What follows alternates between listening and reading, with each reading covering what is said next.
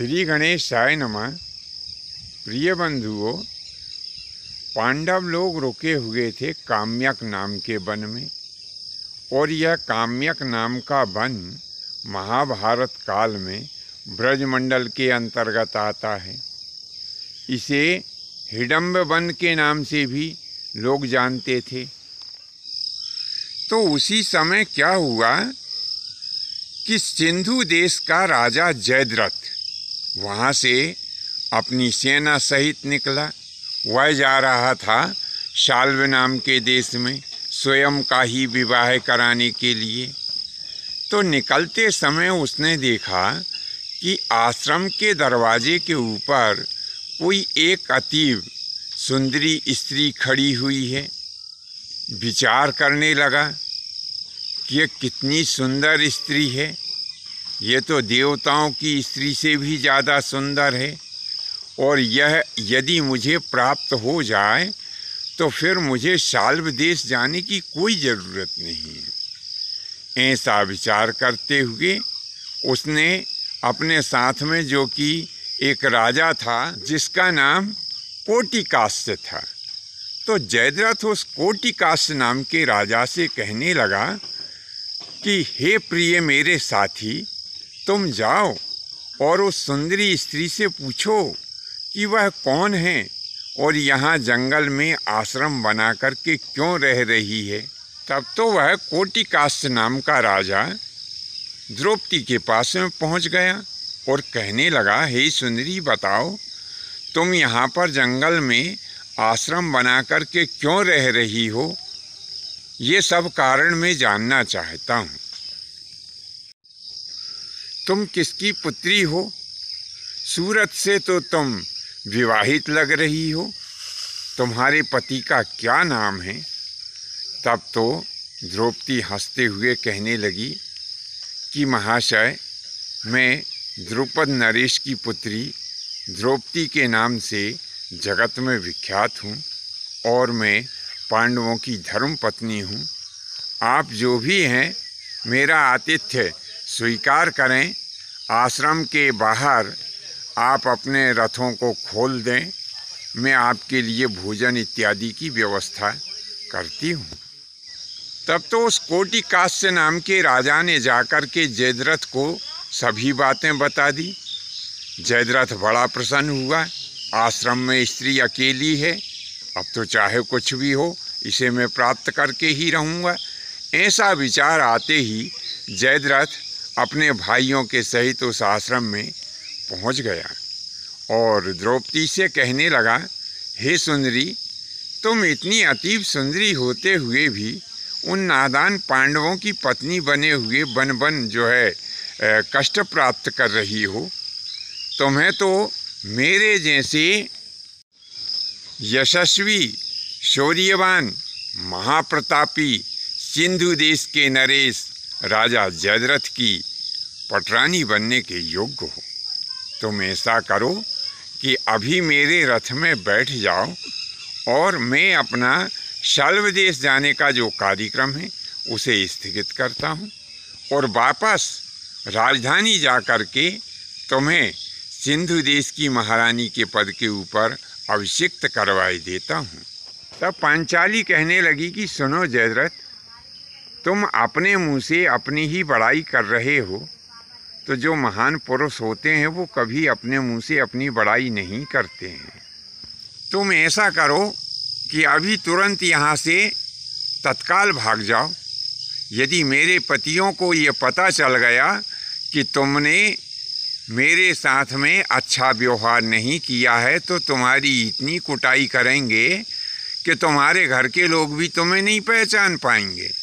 तब तो जयद्रथ क्रोध में भर गया और वह अपने भाइयों के सहित आश्रम में घुस गया और पांचाली को पकड़ के रथ में बिठा लिया तथा शीघ्रतापूर्वक वहाँ से प्रस्थान कर गया। यह सब हाल द्रौपदी की दासी ने देखा तो वह द्रौपदी की दासी चिल्लाती हुई गुरु आयोधौम के पास में पहुँची और कहा कि हे गुरुदेव, दुष्ट जयद्रथ जो सिंधु देश का राजा है वह पांचाली का हरण करके ले गया है, तब तो गुरु आयोधौम उस दुष्ट जयद्रथ को ललकारते हुए उसके पीछे दौड़े, लेकिन जयद्रथ का रथ बड़ा ही तीरगामी था, सो वह गुरु आयोधौम की पकड़ से बाहर चला गया। जब पांचों पांडव आश्रम में आए तो उन्होंने आश्रम में एक बड़ा ही अजीब सन्नाटा देखा।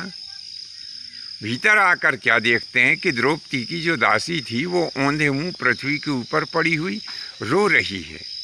तब सहदेव कहने लगे कि हे दासी, बताओ कि द्रौपदी कहाँ हैं? तब तो वह दासी रोते हुए कहने लगी कि हे प्रभु सुनो, सिंधु देश का राजा जयद्रथ यहाँ पर आया था और वह पांचाली का हरण करके और यहाँ से ले गया है। तब तो पांचों पांडव कहने लगे कि हमारे गुरुदेव जो आयोधौम में हैं वे क्या कर रहे थे? तब तो वह दासी कहती है कि गुरु आयोधौम उस दुष्ट का पीछा करते करते उसी के रथ के पीछे चले गए हैं। ऐसा सुनकर के पांचों पांडवों के नेत्र क्रोध से लाल हो गए। उन्होंने अपने अपने अस्त्र शस्त्र सजा लिए और वाहन के ऊपर बैठ करके और उस दुष्ट जयद्रथ का पीछा किया। जयद्रथ कुछ दूरी पर ही गया था कि इतने में पांचों भाइयों ने जाकर के और उसकी सेना को घेर लिया। बड़ा भयंकर संग्राम हुआ। जयद्रथ के जितने भी भाई थे वे सब युद्ध में मारे गए। उसकी सेना भाग खड़ी हुई और पांचों भाइयों ने मिलकर के जयद्रथ को पकड़ लिया। भीम ने उसके सिर के बालों को पकड़ के घसीटा, लात से भी मारा, मुक्के से भी मारा, नाना प्रकार से उसकी पिटाई की। इतने पर भी जब भीम का मन नहीं भरा तो भीम ने क्या किया कि अपनी तलवार से जयद्रथ के सिर के बाल मोड़ दिए और उसके सिर के ऊपर 5 चोटियां छोड़ दी। भीम जयद्रथ का परिहास उड़ाते हुए और उससे कहने लगे कि सुनो जयद्रथ, एक चोटी के रूप में धर्मराज तुम्हारे सिर पे विराजमान है, दूसरी चोटी के रूप में भीम विराजमान है, तीसरी चोटी के रूप में अर्जुन विराजमान है और चौथी और 5वीं चोटी के रूप में नकुल और सहदेव विराजमान है। अब पांचों भाई इन चोटियों के रूप में तुम्हारे मस्तक के ऊपर सदैव बैठे रहेंगे। ऐसा कहते हुए और उस मूण मुड़े हुए जयद्रथ को दोनों हाथ उसके बांध दिए गए और फिर जो है धर्मराज के पास में ले आए।